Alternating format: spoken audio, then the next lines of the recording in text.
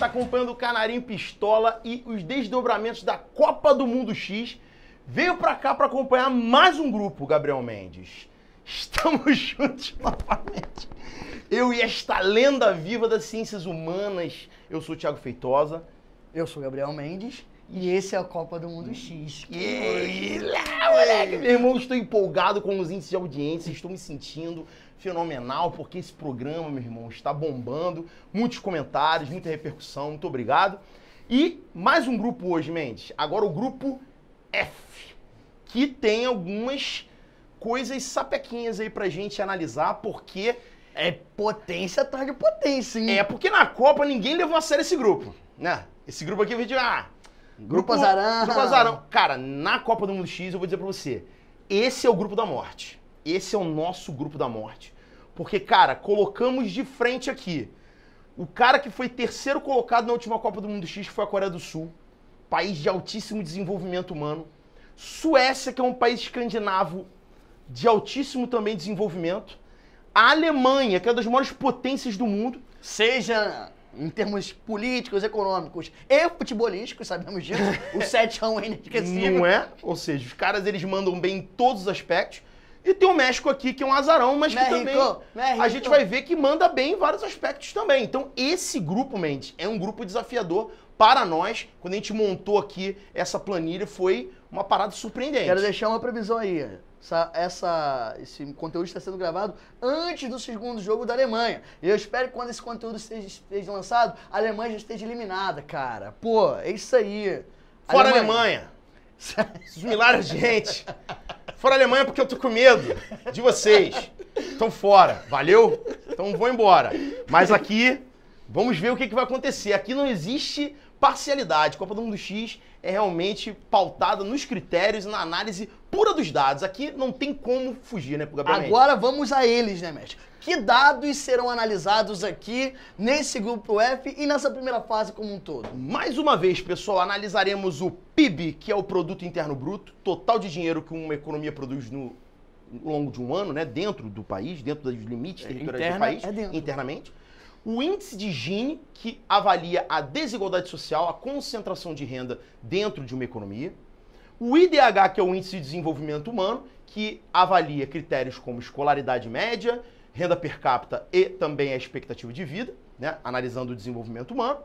A taxa de desemprego e o volume de exportação. Esses 5 critérios serão comparados entre esses 4 países e vamos ver quais são as 2 nações classificadas para as oitavas de final. Meu irmão, se prepare porque esse grupo é sinistro. O embate tá sinistro. E vamos lá, Gabriel Mendes, que tem muita coisa pra gente falar. Primeira coisa, vamos ao PIB. Beleza. Lembrando que o número do PIB aqui estamos trazendo em dólares, né? Sim, sempre para em dólares. facilitar aí até a nossa forma de análise. Isso aí. A Suécia, com um PIB, um produto interno bruto de 511 bilhões de dólares, que é um PIB robusto, seguido, velho, pela Coreia do Sul, com um PIB de 1,4 trilhão de dólares. Isso, moleque, uma orelhinha da Ásia produz 1,4 trilhão de dólares por ano. Precisamos falar sobre Coreia do Sul. Precisamos falar sobre Coreia do Sul. Aliás, eu acho que isso é até pro segundo semestre a gente pensar num X da atualidade pra falar desses caras. Porque, meu irmão, o que é isso? Agora, o que me surpreendeu, Mendes, que o México também não ficou atrás. O México fez aqui uma presença com 1,1 trilhão de dólares por ano. É uma economia emergente, podemos dizer assim, né? Vamos relembrar aí o nosso grupo anterior, que o Brasil também tem um número robusto. Você falou dos Estados Unidos em primeiro lugar, o Brasil em segundo. Sim. E o México também está ali, Brasil, né, nas cabeças ali na América Latina, né? Sim. Se aproximando dos Estados Unidos nos últimos anos com o NAFTA, né? Teve um crescimento econômico muito expressivo. Agora, Mendes, aqui é sacanagem. A Alemanha, 3,5 trilhões de dólares. Que isso? Isso é ignorância, né, cara? E claro que um fator importante, agora vamos retomar a história pra gente lembrar, já sabemos que a Alemanha, desde o seu processo de unificação, já surge como uma potência mundial, né? Impressionante. Com das suas reservas de minerais. Lembre-se que a Alemanha surge no final do século XIX e ela já entra no jogo econômico da segunda Revolução Industrial, disputando o mercado do consumidor com a Inglaterra, que era uma potência industrial há pelo menos um século antes. Isso é uma coisa impressionante. Então, como é que os caras já chegaram num nível de salto, né? tecnológico, né? Já se lançando numa primeira para a segunda revolução industrial, sendo que a Inglaterra já estava nessa competição há muito mais tempo, Exatamente. Né? Impressionante, né? Então, esse número não é à toa, né? Não é à toa. Isso é um fator, é um fato que a Alemanha vem carregando desde o seu processo de centralização política. E, obviamente, que nesse quesito não há para ninguém, né? Em primeiro lugar está os nossos amigos, a nossa querida Alemanha, seguido pela outra potência muito significativa do mundo contemporâneo, a Coreia do Sul, seguido pelo também importante país da América Latina, o México, também na casa do trilhão, e a Suécia até se apequenou aqui, né? Nesse caso, a Suécia ficou atrás, porque esse é o negócio, né? É um país menor, né? Um país pequeno, no norte europeu, uma região fria, né? Não tem ali um volume econômico como essas outras potências aqui. Então, lembrando que na Copa do Mundo X, você pontua de acordo com a sua posição. E ganha, né? Mas quem pontua menos. Então, a Alemanha vai ficar em primeiro porque fez só um pontinho, primeiro colocado. Coreia do Sul fica em segundo com 2 pontos. O México fica em terceiro com 3 pontos. E a Suécia fica em quarto com 4 pontos, ok? Quem pontua mais fica mal, quem pontua menos fica bem. Ok, show Gabriel? de bola. E vamos agora para o Gini. Aqui é que a coisa fica maneira. Porque agora vamos fazer o buiachaca, que é mostrar a desigualdade social. Que aí denota o que, Gabriel Mendes? O bem-estar social, o desenvolvimento humano, as condições da população. Ou seja, não basta ter riqueza, tem que saber distribuir. Exatamente. E aí, como é que vai ficar o negócio aqui? Aqui que a gente tem que olhar. Os nossos amigos da Suécia, lembrando que quanto menor, melhor. Quanto maior o Gini, pior. Então nós temos a Suécia com 29,2, com um Gini bastante interessante, baixo. Muito baixo. Seguido pela Coreia do Sul, que também tem um Gini na casa de 31,6, que também não é considerado alto. O México um pouquinho mais elevado, com 43,4, seguindo o modelo latino-americano de desigualdade social, do famoso caudilismo muito presente na América Latina, e da Alemanha também com um Gini não tão elevado, com 31,7. E aqui você percebe que a diferença entre Coreia do Sul e Alemanha foi um décimozinho, né? Você teve aqui 31,6 da Coreia do Sul, 31,7 da Alemanha, o que fez com que a Suécia ficasse em primeiro, melhor distribuição de renda. Saiu da última posição para a primeira. Ou seja, eles não têm o melhor PIB, mas têm a melhor distribuição. A Coreia do Sul é que é bem interessante, porque eles têm um PIB enorme e têm uma distribuição bastante interessante, né? O México tem um PIB grande, mas uma distribuição muito precária. E a Alemanha é que realmente chama a atenção da gente, porque tem um PIB gigantesco, que é o quarto do mundo, e um Gini, Gabriel Mendes, que tecnicamente é muito próximo da Suécia. Então os caras conseguem mandar bem na distribuição e na produção de capital.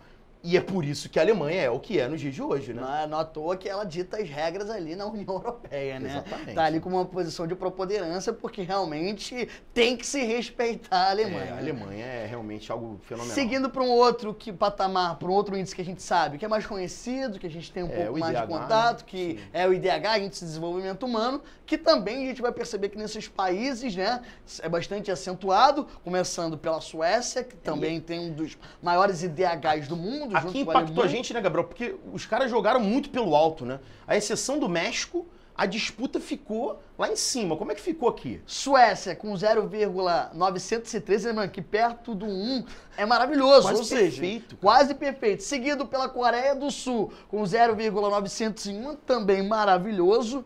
O México, que tem ali um percentual médio, né, de 0,762, e a Alemanha com 0,926. Altíssimo, não à toa o maior aqui. Esses caras ficaram ali empatados. Parece até competição de natação, né? Que os caras batem com décimos de segundo de diferença. A Alemanha aqui é tipo Phelps, né? A Alemanha é tipo Phelps, porque tendo competidores extremamente gabaritados, ela ainda assim consegue ficar à frente. E vai ficar em primeiro a Alemanha. Em segundo lugar vai ficar a Suécia, em terceiro Coreia do Sul e em quarto México. Né? O México parece que já vai se desgarrando aqui, porque como os países latino-americanos, a gente já vem falando sobre isso, né, Gabriel? Tem grandes perspectivas econômicas, mais desenvolvimento humano e indicadores sociais bem precários, né? Muito bem. Então nós temos aí um resultado bastante interessante e que já começa ali a tornar essa disputa um pouco mais, né, organizada entre 3 países aqui, sim. Alemanha, Suécia e Coreia do Sul. Isso aí. Os níveis de desemprego também, acompanhando os níveis anteriores, mantêm esses 3 países que nós falamos anteriormente numa posição avantajada e veremos isso. Suécia com 6,5%, nível de desemprego baixo, seguido pela Coreia do Sul com 3,8%. E o que chama a atenção é que o nível de desemprego no México ele é baixo, 3,5%. Olha que interessante. Se a gente pega o exemplo do Brasil, que vimos no grupo anterior, com 13%, o México está em níveis bastante baixos. E a Alemanha também com 3,1%, também extremamente baixo. Aqui, né, Gabriel Mendes, destacar o México, né? Com a transferência de indústrias americanas para o México, né, chamadas de maquiladoras, gerou um grande volume de empregos, com as indústrias, né, tendo esse interesse na mão de obra mais barata mexicana. Então isso gerou um volume de serviços maior, né, dentro do cenário espacial mexicano, o que também gerou desemprego nos Estados Unidos, né? Então tem essa questão que deve ser analisada. No caso alemão, é notório que é a economia mais dinâmica da Europa, sem dúvida alguma, isso faz com que o índice de emprego seja muito alto. E a Coreia do Sul também é um exemplo daqueles países da bacia do Pacífico, né, Gabriel? Grande industrialização, grande investimento em tecnologia, dinamismo econômico muito alto e com isso geração de empregos é maior. A Suécia tem uma taxa de desemprego baixa. O problema é que ela compete, né, com rivais que têm níveis extremamente excelente de desemprego. E aí chamou muita atenção o nível de desemprego no México. Né? Isso realmente Mas a tua explicação torna tudo, só para variar, né? Claro, limpo e transparente como água. Na verdade é pra gente entender esse contexto, né? Porque assim, a gente até fala hoje, né, que o mexicano foge para os Estados Unidos para buscar emprego, mas existe dentro do cenário mexicano uma taxa de desemprego relativamente muito baixa. O mexicano ele foge muito para os Estados Unidos porque a perspectiva socioeconômica nos Estados Unidos ela é melhor. Porque muitos desses empregos aqui, né, Gabriel, não são necessariamente empregos de alta remuneração, empregos que vão dar, né, uma condição social para o cara melhor. Né? Então não é que ele está fugindo dos Estados Unidos porque o nível de desemprego é alto no México. É porque a condição a realidade socioeconômica mexicana não é das mais, né, interessantes, né? Então nessa disputa aqui, em primeiro lugar, nós temos um empate técnico entre Alemanha e México aí. México tirando muita onda, hein? Em segundo lugar, a Coreia do Sul. Sim. E em terceiro lugar, por conta do empate técnico, nós temos a Suécia com 6,5%. E agora é que a coisa vai ser definida, porque realmente, né, você tem um confronto de titãs aqui. Temos que ver na exportação quem é que realmente vai avançar para a próxima fase, né, Gabriel? E aí? A Suécia tem uma exportação na casa dos 132 bilhões de dólares. Sim. Nesse momento, a Suécia mostra uma certa desvantagem. A Coreia do Sul, bem sabemos, né, do potencial exportador da Coreia do Sul, com 515 bilhões de dólares, né? Provavelmente onde você está assistindo agora esse vídeo é alguma tecnologia sul-coreana, né? Uma televisão, um celular, né?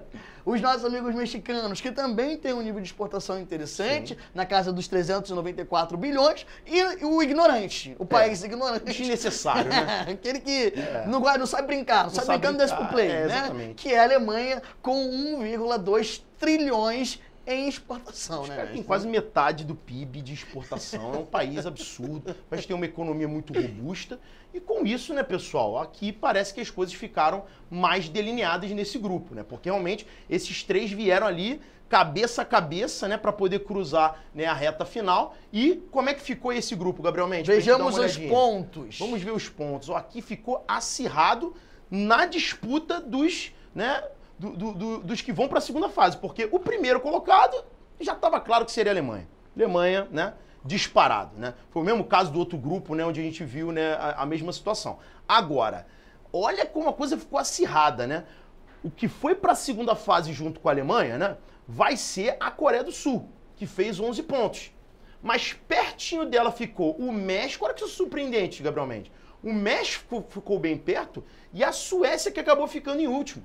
Há quem diga que se o México estivesse em outro grupo, poderia teria passar. Classificado. Porque o México, apesar de ter ficado com alguns indicadores muito ruins, ele ficou com alguns primeiros lugares aqui em vários aspectos, né? Isso fez com que, né, ele se destacasse, né, nessa competição. E a Suécia, que tinha grandes perspectivas, acabou ficando em último lugar. Mas você percebe que é uma diferença muito pequena, né? Do que se classificou pro que ficou em último lugar, você tem ali, né, 3 pontos de diferença. A Copa do Mundo X é muito maravilhosa, porque eu tenho certeza que você, quando começou a assistir esse vídeo, falou, a Suécia já passou já com passou, certeza, né? Até porque teve um grupo que passou a Dinamarca, né? Passou a Austrália, então esses países, né, de DH alto, né? A gente sempre se refere à Suécia com muita, né? Professor de humanas sempre fala, não, a Suécia é maravilhosa, e realmente é um país maravilhoso. Você vê o índice de Gini muito baixo, né? Taxa de desemprego baixo, mas você percebe que às vezes no confronto direto com outros países, você se surpreende, né? E o mais importante, né? Tem que se adequar à realidade. Dentro da realidade sueca, esses números que não são tão exagerados como no caso mexicano e alemão, são importantes e são interessantes para a manutenção de uma economia estável e de um bem-estar social para a população daquele país, né? Então, tem que se levar as particularidades de cada país. Mas nós não somos os detentores da verdade. Jamais. Apesar de olharmos esses números aqui, alguém tem que nos dizer quem passou e quem não passou. E quem ele será? Tá boladão, cheio de ódio aí, ó. Quem será? Quem será esse menino aqui?